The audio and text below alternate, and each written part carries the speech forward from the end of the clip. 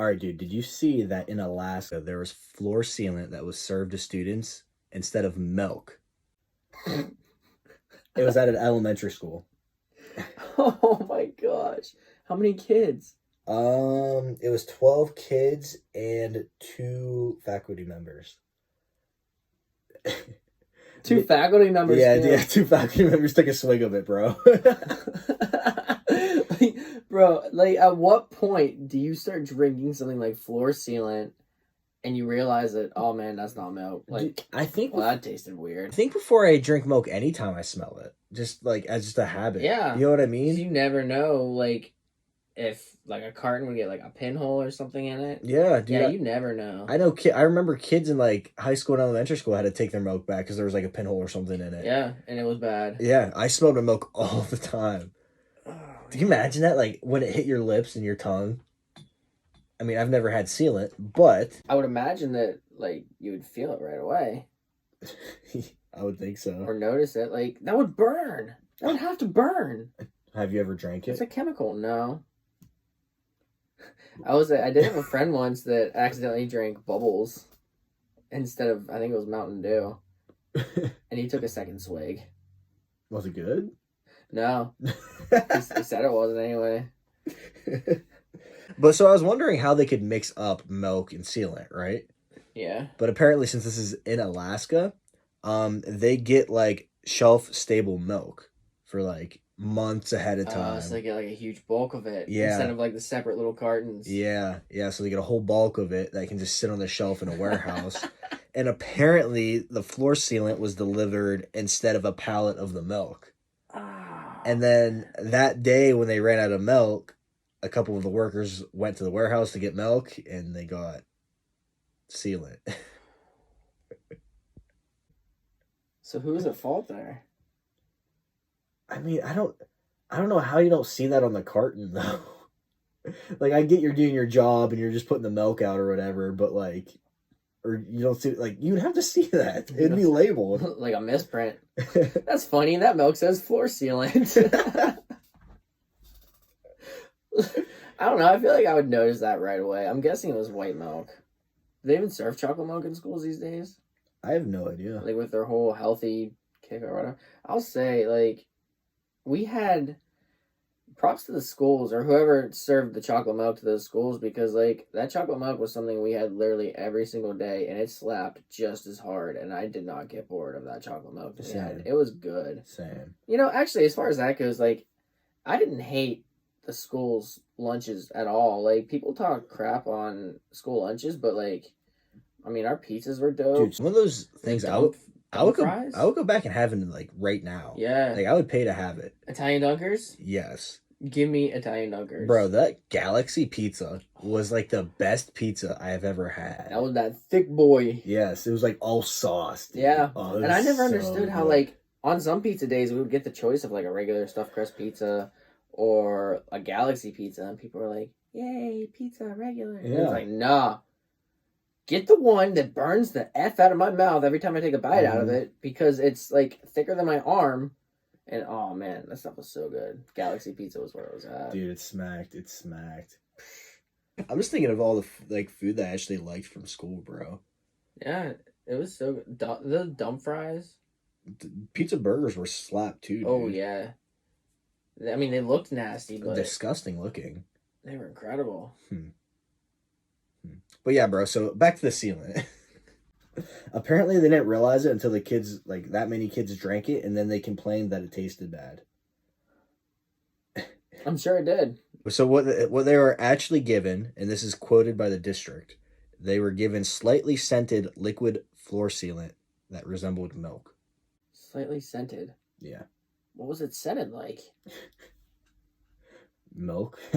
Like, you would think that like if you opened up and it smelled like fresh peeled oranges, like, huh? Yeah, dude. That might be a problem. So like obviously they sent the wrong stuff, right? But like if you're serving kids, bro, you have to look at what you're serving. Right. Terrible. Alright, dude, so when I say this one is wild, it is absolutely wild. Alright, Fox posted this article about this elephant that killed a woman. and then returned to her funeral and attacked her corpse. So, so the elephant killed her. Yep. And then somehow showed up at her service and attacked her dead body. Yep. Trampled her dead in the wild, and then returned to her, like, cremation service. And there's video of it, like, attacking her body, like, throwing it up in the air. That boy gets the job done. What did she do to this animal? She must like address the elephant in the room or something. And he said, "Oh hell no." Oh, unreal. Like, I don't get that though. Like, are elephants actually like kind of like skittish unless they're like confronted, or you like get in between like them and their young? yeah. Isn't that like a thing? Like they're scared of like mice or something like that? Yeah, they are afraid of mice. They did that on Mythbusters, I think. Yeah. But yeah, this elephant trampled this woman. I think she was getting water or something by water and attacked her. She was 68. Oh wow. Was this in like, where was this? So it was, I'm guessing, in Africa? Oh no, in India. Villagers and mourners attempted to yell at the herd, but the animals did not stop. So like, not only did this elephant like come back to her funeral, it brought the entire gang. Brought the whole squad. What did she do? You know, she was 68, so it could have been something she did like 30 years ago. It probably was. They say elephants never forget. Yeah, they're smart. Dude, I can imagine, like, so you said this was in India? Yes. I can imagine going, like, to the river and then an elephant's there just attacks you, bro. Just like, that would be so scary. They're huge. That's the question of the decade, though. What did that woman do to this elephant? Oh, God. Think you'd fight an elephant? Would I? Think you could? Think I could? I How? could fight anything. Doesn't mean you'll win. Does not mean I'll win. How much extra equipment would you need, or how much minimal equipment would you need to actually defeat the elephant? That's a good question. Freaking bazooka. I was gonna say, you need some type of huge firearm. There's no way you're going hand to hand with that. It's right here, baby. Right here and right here. That's all I need. You're so full of yourself. I need that. Not kidding, dude. I need like a bazooka too. Like, you need something that would hit it and then explode. Like if it's charging you, no. There's no way. I mean, because they're fast too, dude. Yeah. It's not like they're slow. No, I mean they might look overweight, but those things can run. Well, I mean, they got some reach too. If they're just swinging their trunk at you or their tusks. Yeah, those tusks, they'll do damage. Yeah. So, the human race could probably learn a lesson about what that woman did, and don't ever do that again to an elephant, whatever it is. Alright, so speaking of death, this woman in Portland, Oregon was just fully found convicted of murdering her husband after she wrote a book titled How to Murder Your Husband. That's like being in class and writing your paper about how not to get caught cheating. Like, that is honestly like literally the worst idea ever. What would make you want to write a book about that? I guess you're an expert on the topic, so you want to help people out. She's just doing one for the community. I guess, for the murderous community, she wanted to help them out. For the other psychopath, she's helping them not to get caught. Good for her. It's kind of counterproductive since it got her caught, but you know, this or that. Oh, that's like, do you remember when YMW Melly wrote that song "Murder on My Mind"? Yeah. And like, that just like came back to me. I thought that song was super dope whenever it first came out. But like, whenever you find the details about the murder, it literally is exactly like the song that he made, because it talks about him accidentally murdering his friend. And in the song, he talks about like him dying in his arms and saying that he doesn't want to die. And he's basically like, yeah, too late. Sorry. It is what it is. That's all she was doing, dude. She was trying to capitalize off of something that she was actually, maybe it was like actually traumatic for her. Could have been. And she was just trying to capitalize off it, make some money. I wonder how much she made. Probably not much. She probably took it to like a publisher, and the publisher was like, yo, you're a psycho. Bro. Can you leave?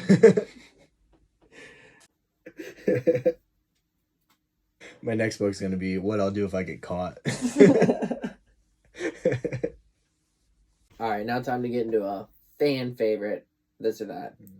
5 this or that questions, rapid fire, you pick, no debating until we pick one at the end. Bet. All right, you ready? Cheez-Its or jerky? Jerky. Are you serious? Cheez-Its all the way. You can put peanut butter. High tops or low tops? Low. You can't swag low tops like. Where do you? Okay. Coffee or tea? Depends on my mood a little bit, but tea. Coffee, but that was fair. Would you rather be put in a pit of snakes or a pit of spiders? So like just a big pit, Yeah, like a big old vat. and you just gotta Dive right in. snakes. I mean, you can't get bit by a radioactive spider if you don't get bit by spiders. We're not debating. Let's go. Whatever. Rambo or Daryl? Ooh. Rambo. That's the one. Rambo is so much more badass than Daryl. You really just had to throw that out there. He is not. Right. He is not. Kicks ass, There is dude. no person that's more hardcore than Daryl Dixon.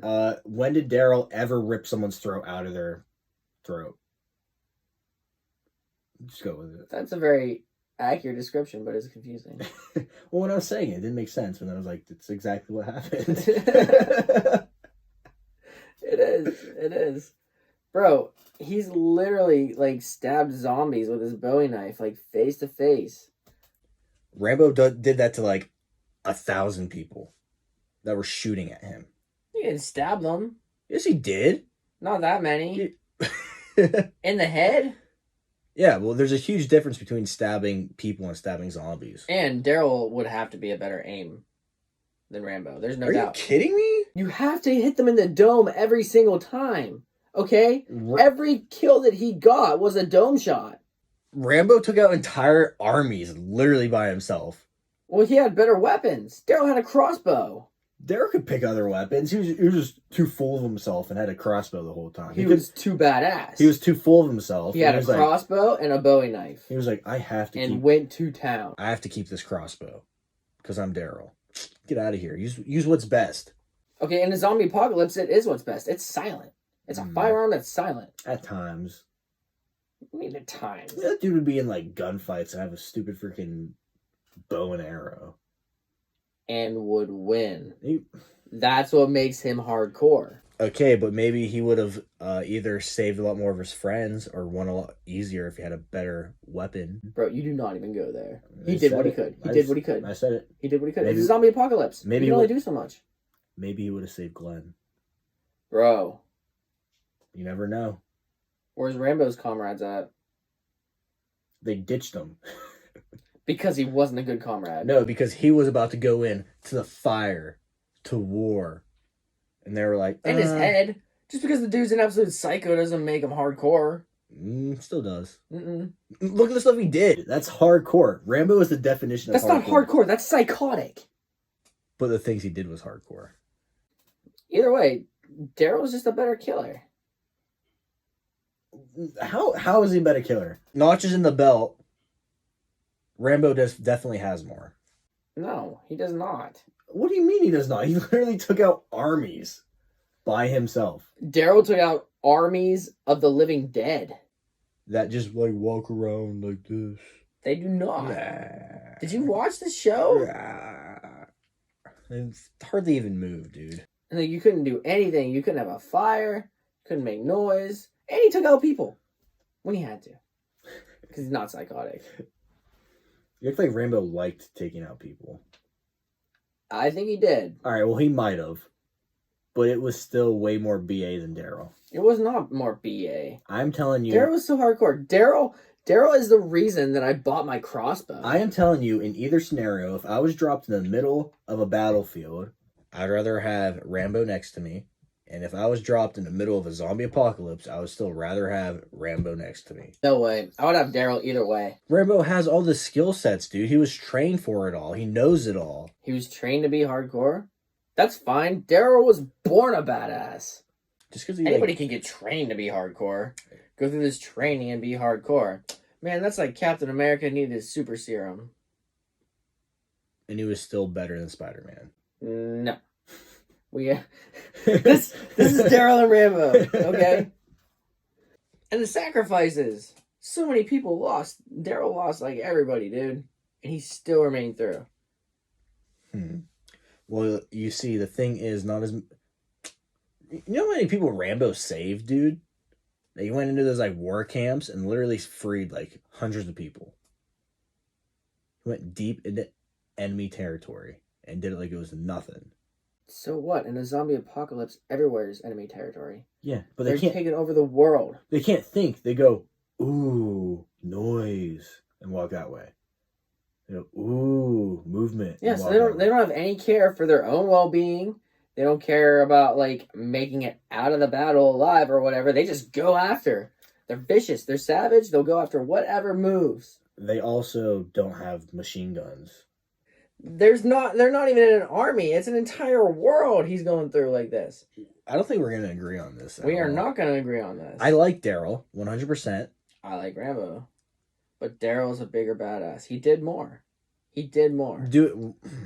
The dude killed his own brother's zombie. How many people can do that? Rambo would have easily killed him. I don't think he would have. What do you mean? Do you know, like, the mental capacity you would have to do to be able to kill your own brother? Would you kill me? I think we need to finish this podcast. Thank you, everybody, for listening. This was the 12th and final episode. Please pick up my new book, How to Murder Your Brother. Well, I don't know. I think we can maybe agree to disagree on this one, because I'm not going to agree with you. I agree to disagree. I can see us having debates about this, honestly, for the rest of our lives. Yeah, no, I'm just going to, like, look up reasons after this of why Rambo's better than Daryl. We're going to be sending messages to each other late night, like 1 a.m. Be like, bro, check out this TikTok about how badass Daryl is. When you think about it, they are kind of similar. They're both, like, loners. Yeah. Like, they don't talk a lot. They just, like, do their work or do what they have to do. Oh, yeah. I have so much love for both of them, honestly. Yeah. So, love to those guys. All right, it's that time for Dad Joke of the Week. What you got? All right. So, why couldn't the bicycle stand up by itself? I don't know. It was too tired. That's stupid. That is stupid. Too tired. Too tired. Two tires. Yeah. I get it. It's funny. All right. Did you know milk is the fastest liquid on Earth? No. Yeah, it's pasteurized before you can even see it. Pasteurized. Yeah, that's funny. Stupid. But funny. That's funny. Kind of like Weird Al. Stupid but funny. Poor Weird Al. I watched a video the other day of a dude was playing Amish Paradise. Like, he was working with, like, Amish people. On TikTok? Yeah, that was gold. Yeah, like, they were bumping to it. They're loving it. They're laughing. This is a jam, bro. All right, y'all. Thanks for listening to Delinquent Culture, our 12th episode. It's been a blast. Make sure you're following us on IG, submitting Q&A questions. Subscribe on YouTube, listen to Spotify, iHeartRadio, whatever. Till the next time, I'm Johnny Three Stripes. I'm Z-Steak 24. Remember, be you, they'll adjust.